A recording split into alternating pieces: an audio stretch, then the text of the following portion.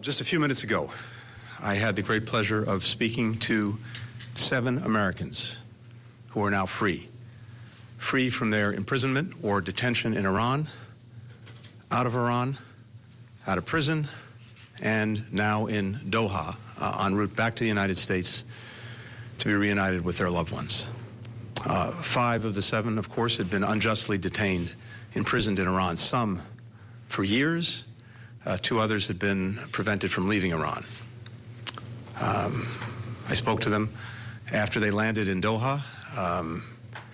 I can tell you that it was, for them, for me, an emotional conversation. It's easy in the work that we do every day sometimes to get lost in the abstractions of foreign policy and relations with other countries, and forgetting the human element that's at the heart of everything we do. But today, their freedom, the freedom of these Americans for so long unjustly imprisoned and detained in Iran, means some pretty basic things.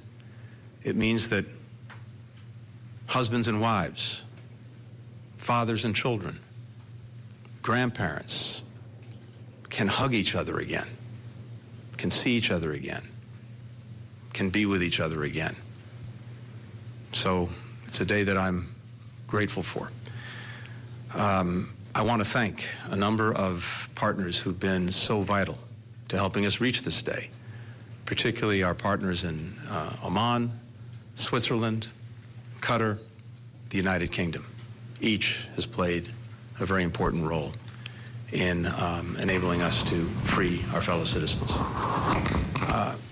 I'd also like to thank an extraordinary team at the State Department and throughout the United States government that has been working to achieve this result for years now.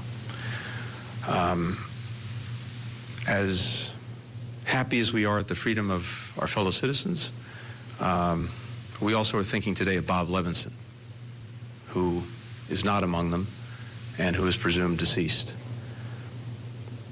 Bob's legacy, however, lives on. It lives on powerfully in the Levinson Act, which has given us new and important tools to help crack down on and deter the practice of taking Americans unlawfully, to try to turn them into political pawns, and to abuse the international system in that way.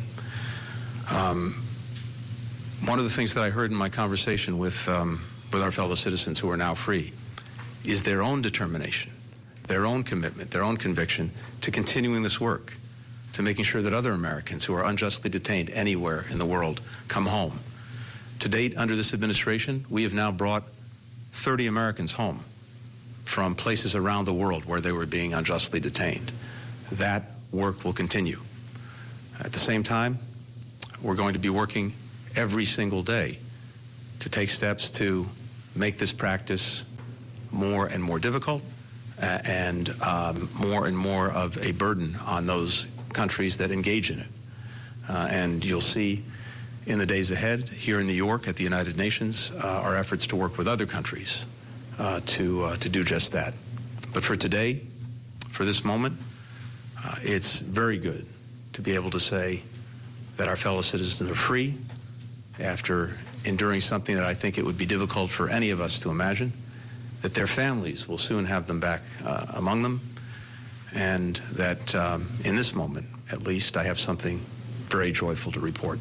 Finally, let me say that throughout this effort, throughout the work we've done to bring so many other Americans home, President Biden has demonstrated that he's prepared to make tough and difficult decisions. I have no higher priority. The President has no higher priority than making sure that Americans who are unjustly detained anywhere can come home. And we'll continue that work in the days ahead. Thank you. Time for 2 questions. Mara? Thank you. Mr. Secretary, based on the successful detainee swap this week, are you expecting any indirect talks with the Iranians this week, anytime soon? I'm not talking about direct talks, but through intermediaries or any sort of relaying messages. Thank you. Well, two things. First, let me be very clear that this process and the engagements necessary to bring it about, the freedom of these unjustly detained Americans, has always been a separate track in our engagement, or for that matter, lack of engagement, with Iran. So irrespective of what was happening or not happening, for example, in pursuing the effort to return to the nuclear agreement, we've been focused on working independently to bring these Americans home. So it doesn't speak to anything else in the relationship. We continue to be determined to take whatever step is necessary to deal with actions by Iran in a whole host of areas that are profoundly objectionable and that many other countries find objectionable.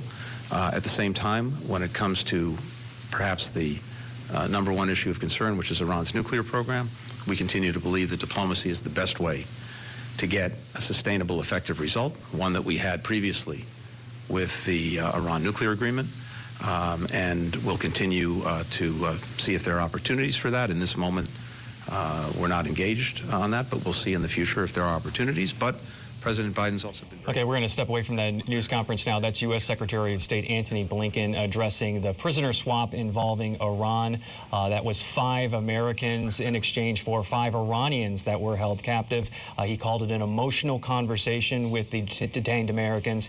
Blinken also thanking Oman, the United Kingdom, and Qatar for their roles in the prisoner release. He says 30 Americans unjustly detained have been brought home under the Biden administration, and that they will continue their work to release more. This was a 5-for-5 exchange, but it was not even. They are the U.S. is also unfreezing $6 billion in Iranian funds. As part of this, the detained Americans have arrived in Qatar, and they are on their way home to the U.S. We will, of course, be following this story and to let you know when they arrive safely back on U.S. soil.